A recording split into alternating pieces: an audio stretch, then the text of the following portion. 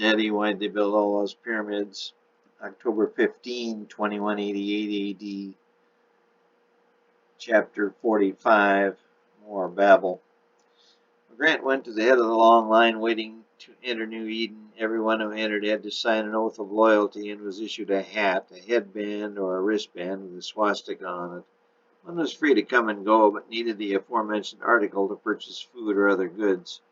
The bottom floors were still far from finished. Food and other necessary goods were available at the little shops. They were very expensive and for the most part consisted of canned goods, bagged chips, and the like. The lower floor condominiums were richly appointed, but a few miles up little was completed and many resided on concrete floors. There were constant reassurances that everything would soon be perfect and beautiful.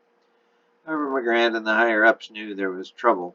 They were having a difficult time obtaining resources. They'd stripped southern Africa and southern South America. Both were now barren, uninhabited wastelands. Knapp's crews were working their way north in the South American jungles. All the hierarchy knew that even the entire Earth did not have enough resources to complete or sustain this pyramid. They all knew it would be necessary to take over their neighbor, the New Jerusalem pyramid, to acquire enough resources, and plans were now being formulated to do exactly that. McGrant was waved through the security gate and headed for the elevator. The pyramid was 1,700 miles square, but each floor covered the entire square. In contrast, the New Jerusalem had a huge central atrium which extended 1,500 miles high through the central part of the pyramid.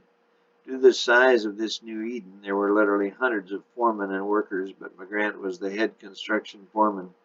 He got on the express elevator and pushed 14,092. There were about 200 people, all with hats or armbands, already on board. All aboard! This car goes to the top, 14,092. Anyone not authorized to go there will not be allowed to leave the car when we arrive. An older couple and a group of 6 women realized their mistake and excused themselves and exited the elevator. The doors slowly closed and the elevator began to rise. It gradually picked up speed. The 1,400-mile ascent would take about an hour.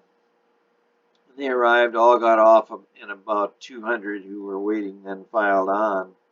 Grant went to the stairs and climbed up to the floor, 14,092. The floor foreman, McDean, ran up to meet him.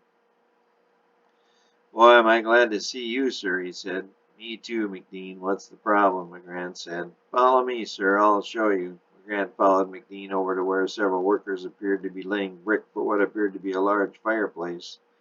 They were all in a heated discussion. "What did you say?" McGrant heard one of them say. "Cinco, cinco." The Latin worker held up 5 fingers in succession. "Why didn't you just say 5 in the first place, you idiot?" another worker said. The Latin worker began jabbering something in what McGrant recognized to be Spanish. No one on earth had used any language but English for at least 80 years. "Quinte," another said. 5 in French. He then began jabbering away in French. He held up 5 fingers and counted them with his other index finger. The 4 bricklayers began to argue, all speaking different languages. Finally, they saw their foreman and then McGrant. All 4 finally quieted and stood at attention.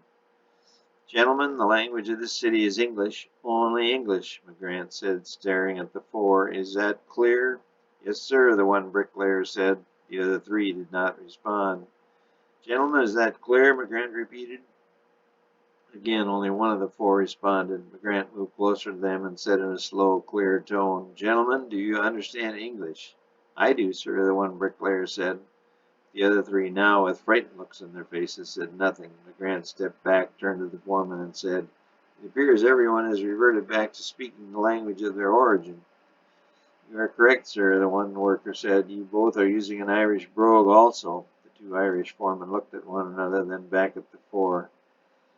"Take a break," McGrant ordered. "I'll do some checking. We'll get a translator or something," he said as he began voice dialing his phone.